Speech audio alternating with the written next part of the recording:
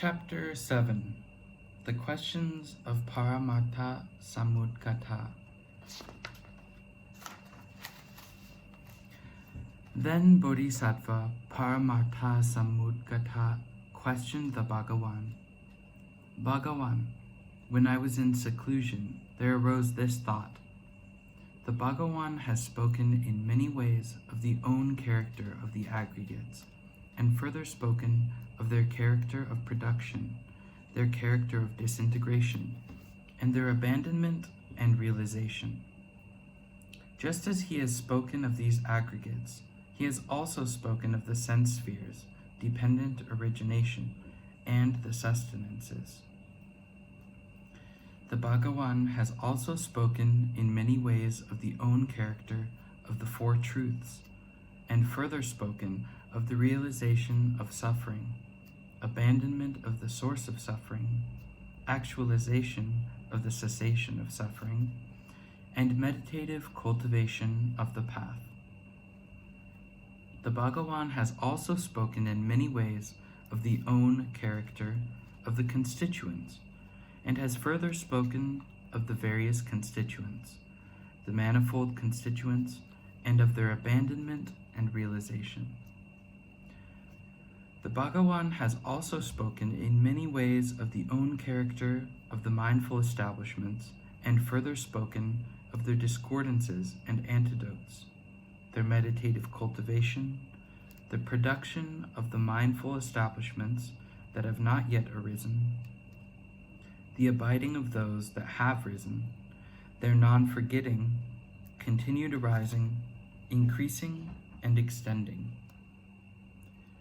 Just as he spoke of the mindful establishments, he has also spoken of the correct abandonings, the bases of magical abilities, the powers, the forces, and the branches of enlightenment.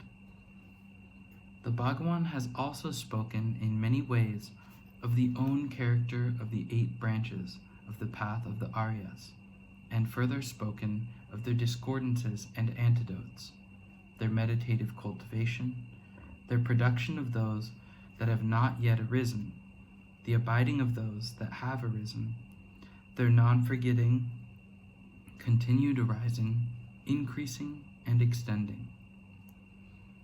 The Bhagawan has also said that all phenomena lack own being, that all phenomena are unproduced, unceasing, quiescent from the start, and naturally in a state of nirvana. Then I thought, of what was the Bhagawan thinking when he said all phenomena lack own being? All phenomena are unproduced, unceasing, quiescent from the start, and naturally in a state of nirvana. Why was the Bhagawan thinking, all phenomena lack own being, all phenomena are unproduced, unceasing, quiescent from the start, and naturally in a state of nirvana? I asked the Bhagawan the meaning of this. The Bhagawan replied to Bodhisattva Paramārthasamudgata. Paramārthasamudgata, your thought, virtuously arisen, is good. It is good.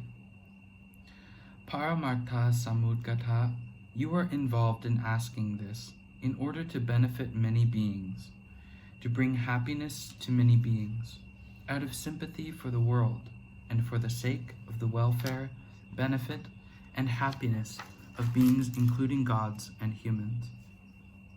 Your intention in questioning the Tathagata about this subject is good. Therefore, Paramārthasamudgata, listen well, and I will explain to you what I was thinking when I said, all phenomena lack an own being. All phenomena are unproduced, unceasing, quiescent from the start, and naturally in a state of nirvana.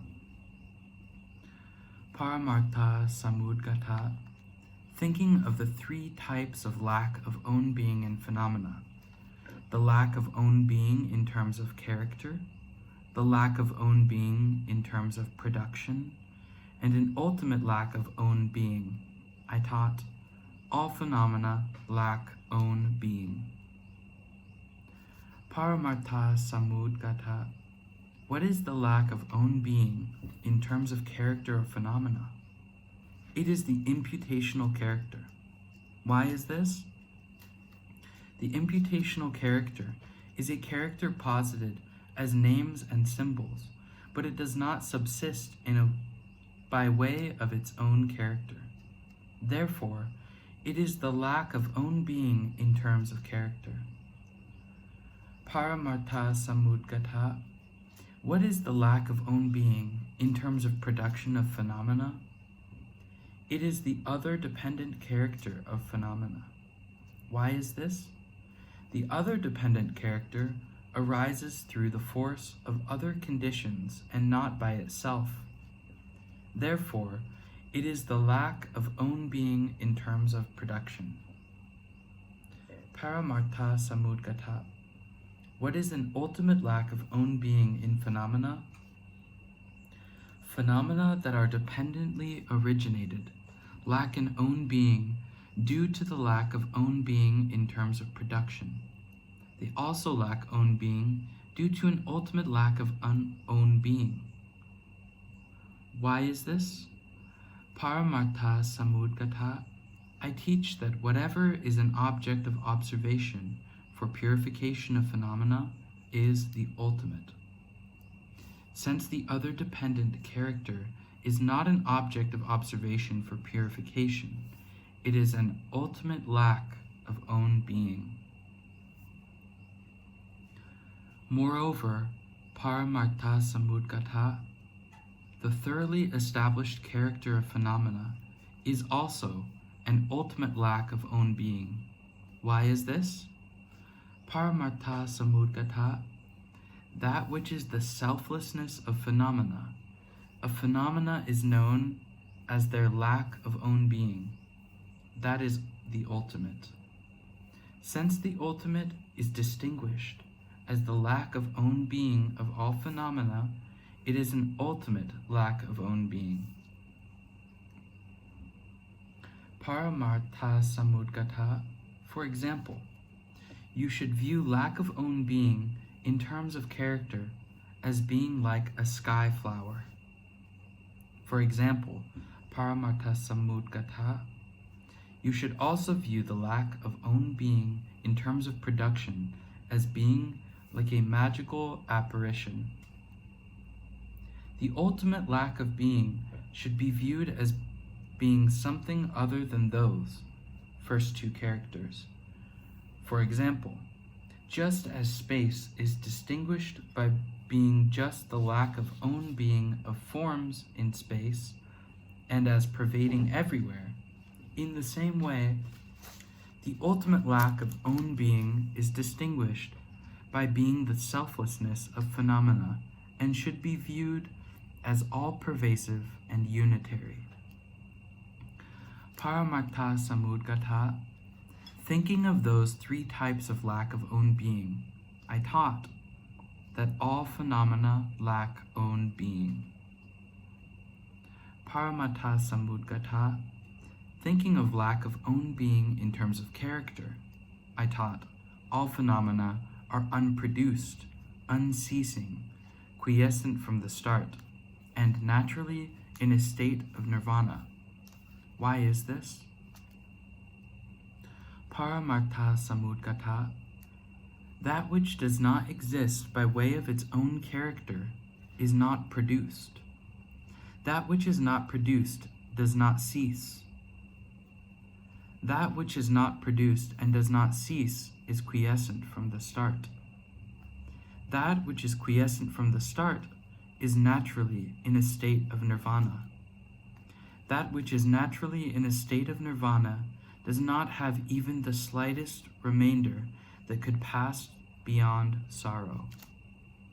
Therefore, thinking of lack of own being in terms of character, I taught all phenomena are unproduced, unceasing, quiescent from the start, and naturally in a state of nirvana. Moreover, Paramārthasamudgata. Thinking of an ultimate lack of own being that is distinguished by being the selflessness of phenomena, I taught, all phenomena are unproduced, unceasing, quiescent from the start, and naturally in a state of nirvana. Why is this? An ultimate lack of own being, distinguished by being the selflessness of phenomena, abides solely in permanent time, and everlasting time. That uncompounded reality of phenomena is free from all afflictions.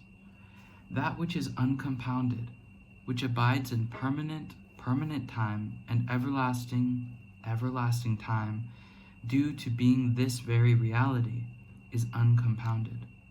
Therefore, it is unproduced and unceasing. Because it is free from all afflictions, it is quiescent from the start, and is naturally in a state of nirvana. Therefore, thinking of an ultimate lack of own being that is distinguished by being the selflessness of phenomena, I taught, all phenomena are unproduced, unceasing, quiescent from the start, and naturally in a state of nirvana. Paramārthasamudgata. I do not designate these three types of lack of own being, because sentient beings in the realms of sentient beings view the own being of the imputational as distinct from the other dependent, and the thoroughly established character in terms of own being, or because they view the other dependent and the thoroughly established as distinct in terms of own being. Superimposing the own being of the imputational onto the own being of the other dependent and the thoroughly established, sentient beings subsequently attribute conventions of the character of the own being of the imputational to the own being of the other dependent and the thoroughly established. To the extent that they subsequently attribute such conventions, their minds are infused with conventional designations. Thereafter, because of being bound to conventional designations, or due to predispositions towards conventional designations, they strongly adhere to the character of the own being of the imputational as the own being of the other dependent and the thoroughly established. To the extent that they strongly adhere to this, they strongly adhere to the own being of the imputational as the own being of the other dependent. Due to these causes and conditions, in the future, this view of the own being of the other dependent proliferates. Based on this, the afflictions give rise to further afflictions. The afflictions of actions and the afflictions of birth give rise to further afflictions. For a long time, sentient beings will wander, transmigrating among hell beings, or animals, or hungry ghosts, or gods, or asuras, or humans. They will not pass beyond cyclic existence. Paramārthasamudgata. I initially teach doctrines stating with the lack of own being in terms of production to those beings who have not generated roots of virtue, who have not purified obstructions, who have not ripened their continuums, who do not have much conviction, and who have not completed the accumulations of merit and wisdom. When they hear those doctrines, they understand dependently originated, compounded phenomena as being impermanent. They know them to be phenomena that are unstable, unworthy of confidence, and changeable, whereupon they develop aversion and antipathy toward all compounded phenomena. Having developed aversion and antipathy, they turn away from wrongdoing. They do not commit any wrongdoing, and they adhere to virtue. Because of adhering to virtue, they generate roots of virtue that were not previously generated. They also purify obscurations that were not previously purified. They also ripen their continuums, which were not previously ripened. On that basis, they have a great conviction, and they complete the accumulations of merit and wisdom. In that way, they complete everything from the generation of roots of virtue up to the accumulation of merit and wisdom. However, because they do not understand, as they are, the two aspects pertaining to lack of own being in terms of production, lack of own being in terms of character, and ultimate lack of own being, they do not become wholly averse toward all compounded phenomena. They do not become separated from attachment. They do not become fully liberated. They do not become fully liberated from the afflictive afflictions, nor fully liberated from the afflictions of actions, nor fully liberated from the afflictions of birth. The Tathagata further teaches them doctrines beginning with lack of own being in terms of character and ultimate lack of own being. Thus, they become wholly averse toward all compounded phenomena, separated from attachment and liberated. They pass beyond the afflicted afflictions, pass beyond the affliction of actions, and pass beyond the afflictions of birth. Hearing these doctrines, they do not strongly adhere to the own being of the other dependent as being of the character of the own dependent of the imputational. Further, they become confident that the lack of own being in terms of production does not exist as an ultimate being in the sense that it is just an absence of own being in terms of character with respect to those phenomena. They fully distinguish this. They realize it as it is, and in this way, their understanding is not infused with conventional designations. Thereafter, because they are not bound to conventional designations, and because their understanding is free from predisposition toward conventions, in this lifetime, they produce the ability to understand the other dependent character. In future lives, they achieve cessation through cutting off the continuum. Based on this, they become wholly averse toward all compounded phenomena, free from attachment and liberated. They become fully liberated from the afflictive afflictions, the afflictions of actions, and the afflictions of birth. Paramārthasamudgata. Through just this path and through just this attainment, even sentient beings of the Sravaka lineage attain the establishment and abiding of unsurpassed nirvana. Through just this path and through just this attainment, sentient beings of the Pratyeka Buddha lineage and sentient beings of the Tathagata lineage also attain the establishment and abiding of unsurpassed nirvana.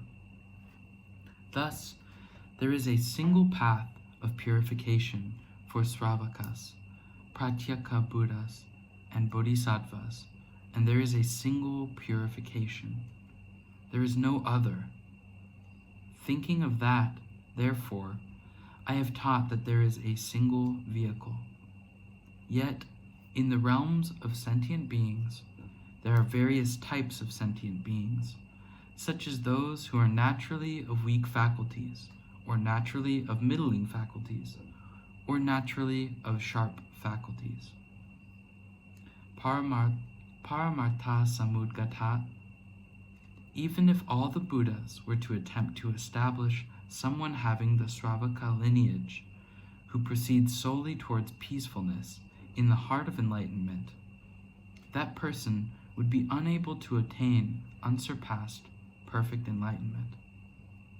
Why is this?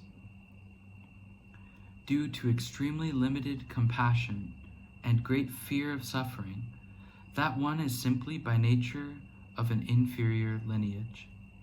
Just as his compassion is extremely limited, so he turns away from the welfare of sentient beings. Just as he is extremely afraid of suffering, so he turns away from all the activities of compounded phenomena. I do not describe those who turn away from the welfare of sentient beings and who turn away from all the activities of compounded existence as unsurpassably, perfectly enlightened. They are those who seek peace for themselves alone. However, I teach that Sravakas who evolve with respect to enlightenment are a type of bodhisattva. It is like this. Having become liberated from the afflictive obstructions, they liberate their minds from the obstructions to omniscience when they are encouraged by the Tathagatas. Thus, the Tathagata designates those who initially work for their own benefit and are freed from the afflictive obstructions as being of the Sravaka lineage. Paramārthasamudgata, it is like this. My disciplinary doctrine is explained well, is complete, and is taught with a very pure thought. With respect to this well-taught doctrine, degrees of conviction appear among sentient beings.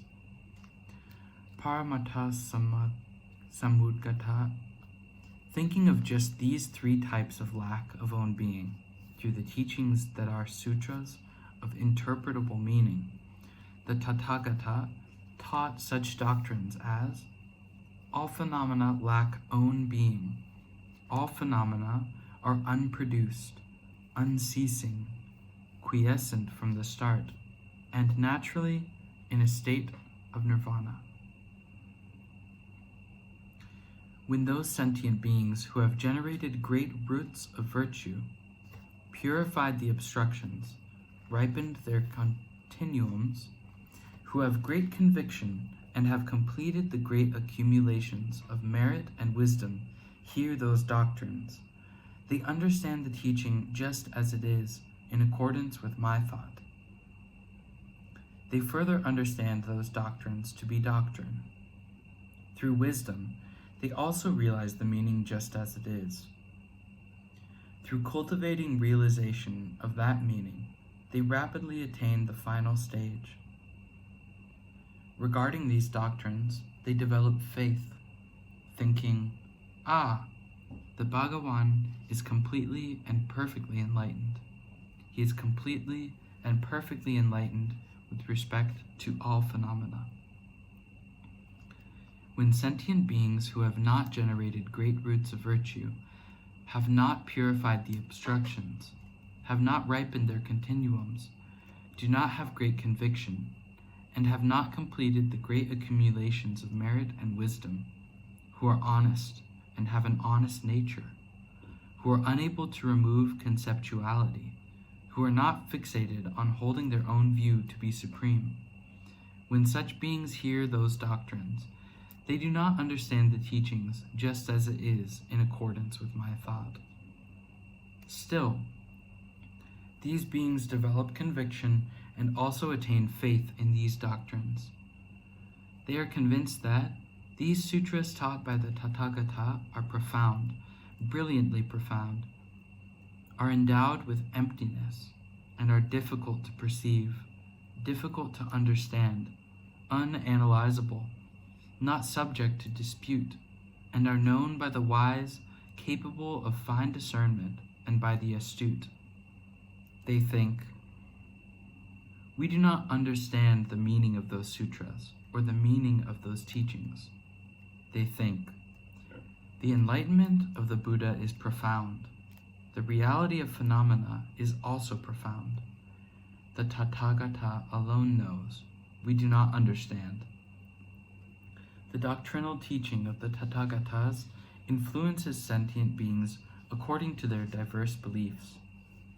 The Tathagata's wisdom and and perception are infinite, whereas our understanding and perception are like mere cow prints.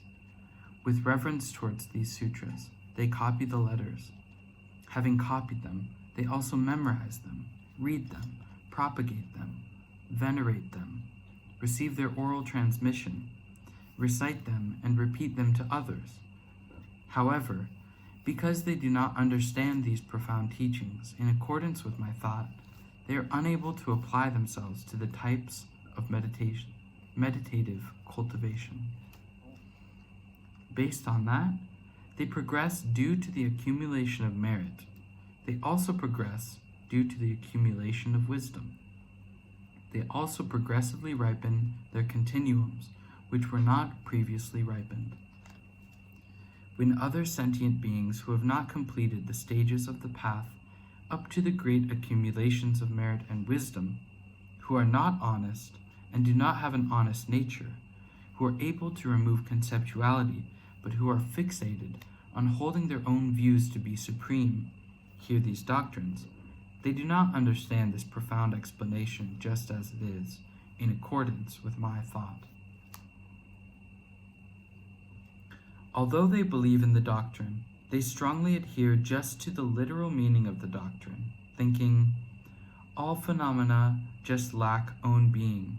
All phenomena are just unproduced, just unceasing, just quiescent from the start, just naturally in a state of nirvana. Based on this, they adopt the view that all phenomena do not exist and that character does not exist. Having adopted the view of non-existence and the view that character does not exist, they also deprecate everything through deprecating all characters. Because they deprecate the imputational character of phenomena, they also deprecate the other dependent character of phenomena and the thoroughly established character. Why is this Paramārthasamudgata? If the other dependent and thoroughly established characters exist, then the imputational character is also understood. However, those who see the other dependent character and the thoroughly established character as non-existent also deprecate the imputational character. Therefore, they also deprecate all three types of character. They perceive my doctrine to be doctrine, but they perceive what is not the meaning to be the meaning. Those who perceive my doctrine to be doctrine, but perceive what is not the meaning to be the meaning, also understand the doctrine to be doctrine. They also understand what is not the meaning to be the meaning. Due to belief in the doctrine, they progress by means of virtuous qualities, but due to strongly adhering to what is not the meaning, they fall away from wisdom. When they fall away from wisdom, they also fall away from vast and immeasurable virtuous qualities. Others, having heard from them that the doctrine is the doctrine, but that what is not the meaning is the meaning, delight in that view. Because they conceive the doctrine to be doctrine, and conceive what is not the meaning to be the meaning, they strongly adhere to doctrine as being doctrine, and to what is not the meaning as being the meaning. Know that based on this, they also fall away from virtuous qualities. When people who do not delight in such views hear from others that phenomena lack an own being, and hear that phenomena are unproduced, unceasing, quiescent from the start, and naturally in a state of nirvana, they become fearful and develop misgivings, saying, "This is not the word of the Buddha. This is a statement from Mara." Thinking in this way, they also deprecate these sutras. They reject them, condemn them, and speak badly of them. Based on this, they earn great misfortune, and they also meet with great karmic obstructions. Also based on this, since they cause many beings to meet with great obstructions, they deceive them. I state that those who view all characters as non-existent and who teach what is not the meaning to be the meaning possesses great karmic obstructions. Paramārthasamudgata, when those sentient beings who have not produced roots of virtue, have not purified the obstructions, have not ripened their continuums, do not have great conviction, have not completed the accumulations of merit and wisdom, who are not honest and do not have an honest nature, and who are unable to remove conceptuality, and who are fixed on holding their own view to be supreme, hear these doctrines. They do not understand the teachings, just as it is in accordance with my thought. They also do not develop belief in this doctrine. They perceive the doctrine as non-doctrine, and perceive the meaning to be what is not the meaning. Strongly adhering to the doctrine as non-doctrine, and to the meaning as not being the meaning, they say, "This is not the word of the Buddha. This is a statement from Mara." Thinking in this way, they deprecate these sutras. They reject them, condemn them, speak badly of them, and also engage in interpolation. In many ways, they are involved with these sutras in order to reject, undermine, and eradicate them. They also perceive people who believe in these sutras to be enemies. From the very beginning, they are obstructed by karmic obstructions. Based on that, they continue to be obstructed by similar karmic obstructions. It is easy to designate the beginning of these karmic obstructions. It is difficult to designate during how many hundreds, thousands of millions of epochs they will continue to arise. Paramārthasamudgata, in that way, degrees of conviction appear among sentient beings with respect to this well-taught doctrine.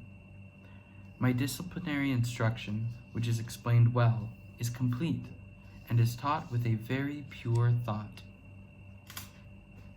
Then the Bhagavan spoke these verses.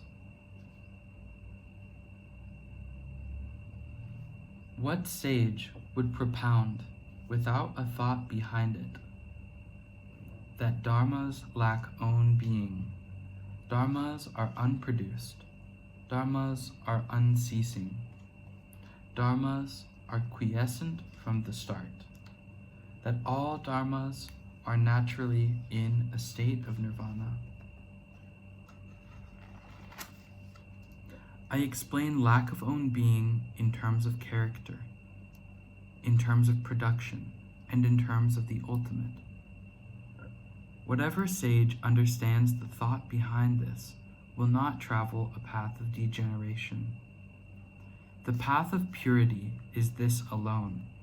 There is one purity. There is no other.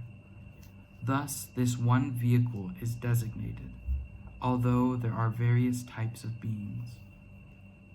In the realms of beings, innumerable things seek nirvana for themselves alone. Those who, steadfast and compassionate, attain nirvana without abandoning beings are very rare.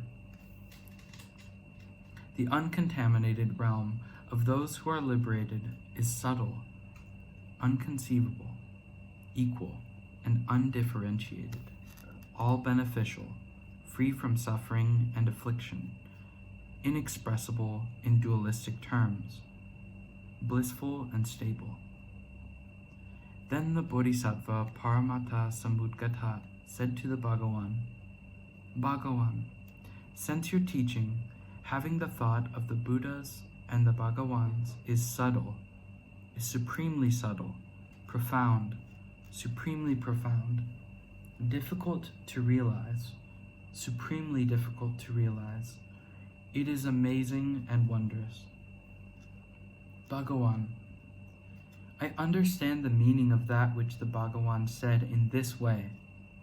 The imputational character consists of first those things that are posited in terms of names and symbols, the objects of conceptual activity, the bases of the imputational character, the signs of compounded phenomena, as the character of the own being or as the character of attributes of the form aggregate, and second, those things that are posited in terms of names and symbols as the character of own being or the character of attributes of the production of a form aggregate, or its cessation, or the abandonment and realization of a form aggregate. In dependence upon that, the Bhagavan designated the lack of own being in terms of character of phenomena. Those things that are the objects of conceptual activity, the basis of the imputational character, the signs of compounded phenomena, are the other dependent character. In dependence upon that, the Bhagavan designated the lack of own being in terms of production of phenomena, and additionally, an ultimate lack of own being. Bhagavan, I understand the meaning of the Bhagavan's teaching in this way. Those very objects of conceptual activity, the basis of the imputational character, and the signs of compounded phenomena are not established as being that imputational character, and they lack own being. Because of just that, the lack of own being, selflessness of phenomena, suchness, and object of observation for purification are the thoroughly established character. In dependence upon that, the Bhagavan additionally designated the ultimate lack of own being of phenomena. Just as this is applied to the form aggregate, so it should also be applied to the remaining aggregates. Just as this is applied to the aggregates, so it should also be applied to each of the sense spheres that comprise the 12 sense spheres. The same is true for each of the limbs of existence that comprise the 12 limbs of existence. The same is true for each of the sustenances that comprise the 4 sustenances. The same is true for each of the constituents that comprise the 6 constituents and the 18 constituents. Bhagavan, I understand the meaning of the Bhagavan's teaching in this way. The imputational character consists of those things posited in terms of names and symbols, which are the objects of conceptual activity, the basis of the imputational character, and the signs of compounded phenomena, as the character of own being and the character of attributes of the truth of suffering and understanding the truth of suffering. In dependence upon that, the Bhagavan designated lack of own being in terms of character of phenomena. Those things that are the objects of conceptual activity, the basis of the imputational character, and the signs of compounded phenomena are the other dependent character. In dependence upon that, the Bhagavan additionally designated the lack of own being in terms of production of phenomena and an ultimate lack of own being. Bhagavan, I understand the meaning of Bhagavan's teaching in this way. Those things that are the objects of conceptual activity, the basis of the imputational character, and the signs of compounded phenomena are not established as being the imputational character. And because of just that own being, the lack of own being, the selflessness of phenomena, suchness, and the object of observation for purification are the thoroughly established character. In dependence upon that, the Bhagavan additionally designated an ultimate lack of own being of phenomena. Just as this is applied to the noble truth of suffering, so it should be applied to the remaining truths. Just as this is applied to the truths, so it should be applied to the mindful establishments, the correct abandonings, the basis of magical abilities, the powers, the forces, the branches of enlightenment, and each of the branches of the path of the Aryas. Bhagavan, I understand the meaning of the Bhagavan's teaching in this way. The imputational character consists of those things posited in terms of names and symbols, which are objects of conceptual activity. The basis of the imputational character and the signs of compounded phenomena, as the character of own being, or the character of attributes of pure samadhi, or the discordances and antidotes of samadhis, or the production of those which have not been produced, or the abiding of those which have been produced, and their non-forgetting, their further arising, and their increasing and extending. In dependence upon that, Bhagavan designated the lack of own being in terms of character of phenomena. Those things which are the objects of conceptual activity, the basis of the imputational character, and the signs of compounded phenomena are the other dependent character.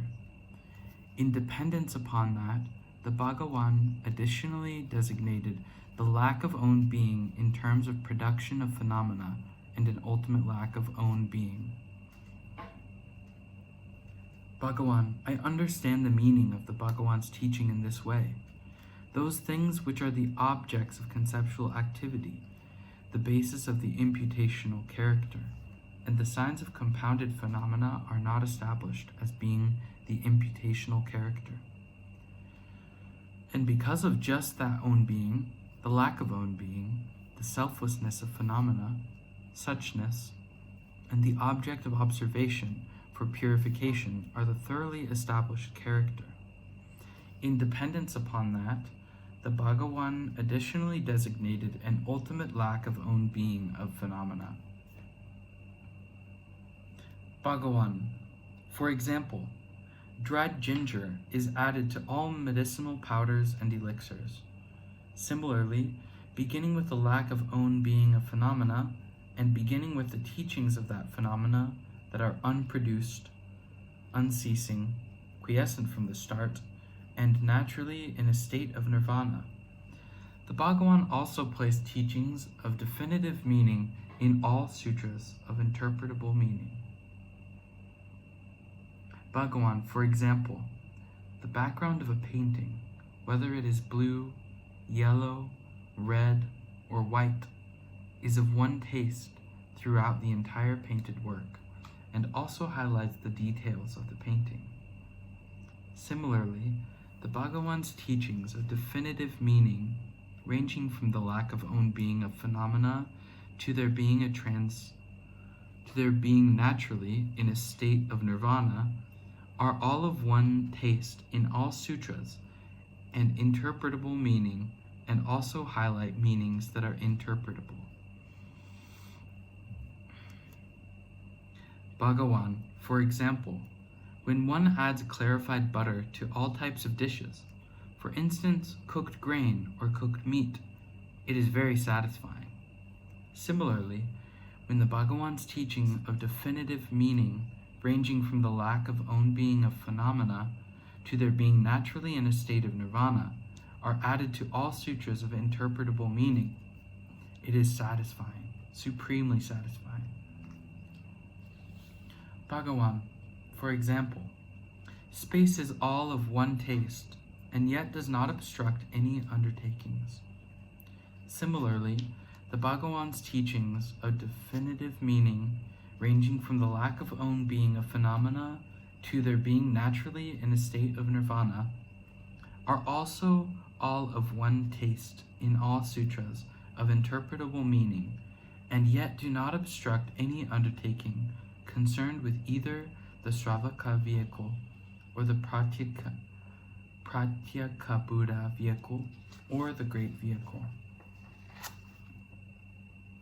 Excellent, the Buddha replied to the Bodhisattva Paramārthasamudgata. Paramārthasamudgata, that is good, good. Paramārthasamudgata, having the thought of the Tathagata, you understand this explanation. Your good illustrations of the meaning, analogies, such as dried ginger, the background of a painting, adding butter and space, are accurate, Paramārthasamudgata. The teaching is not other than this. Therefore, it should be apprehended in just this way. Then the Bodhisattva Paramārthasamudgata said to the Bhagawan, initially, in the Varanasi area, in the deer park called Sage's Teaching, the Bhagawan taught the aspects of the four truths of the Aryas for those who were genuinely engaged in the Sravaka vehicle. The wheel of doctrine you turned at first is wondrous. Similar doctrines had not been promulgated before in the world by gods or humans. However, this wheel of doctrine that the Bhagawan turned is surpassable, provides an opportunity for refutation, is of interpretable meaning, and serves as a basis for dispute. Then the Bhagawan turned a second wheel of doctrine, which is more wondrous still for those who are genuinely engaged in the great vehicle. Because of the aspect of teaching emptiness, beginning with the lack of own being of phenomena, and beginning with their absence of production, absence of cessation, quiescence from the start, and being naturally in a state of nirvana. However, this wheel of doctrine that the Bhagawan turned is surpassable, provides an opportunity for refutation, and is of interpretable meaning, and serves as a basis for dispute.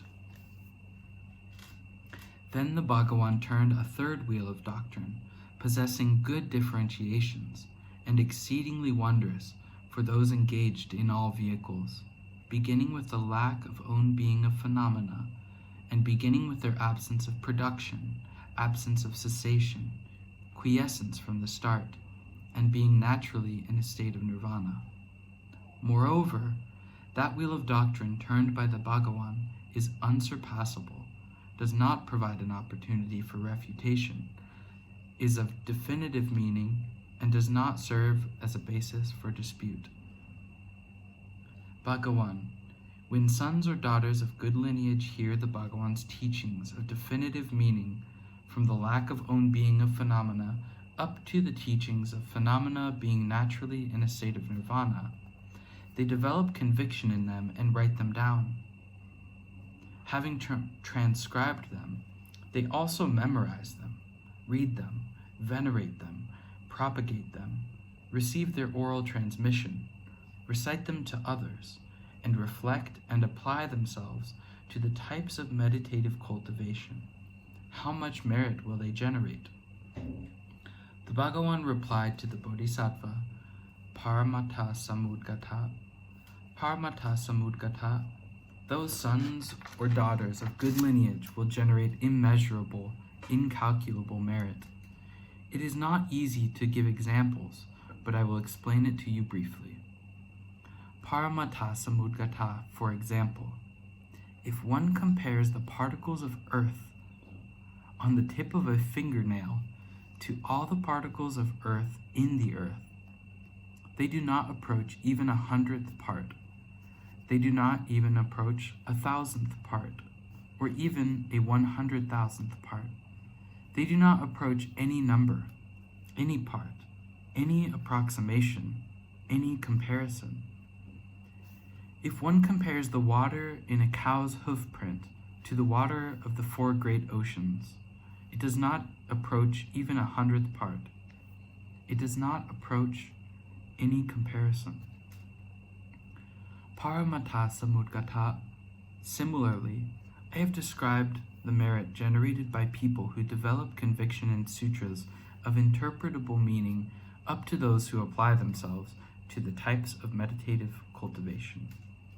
If one compares this merit to the merit generated by people who are established in the teachings of definitive meaning through conviction up to those who are established in them through applying themselves to the type of meditative cultivation, that merit does not approach even 100th part. It does not approach any comparison. The Bodhisattva Paramārthasamudgata asked the Bhagawan, Bhagawan, what is the name of this form of Dharma discourse that explains your thought? How should it be apprehended? The Bhagawan replied, Paramārthasamudgata, This is the teaching of the ultimate, the definitive meaning. Apprehend it as the teaching of the ultimate, the definitive meaning. When this teaching of the ultimate, the definitive meaning was explained, 600,000 beings generated the aspiration towards unsurpassed, complete, and perfect enlightenment. 300 Sravakas purified the Dharma eye that is free from dust and stainless with respect to the Dharma.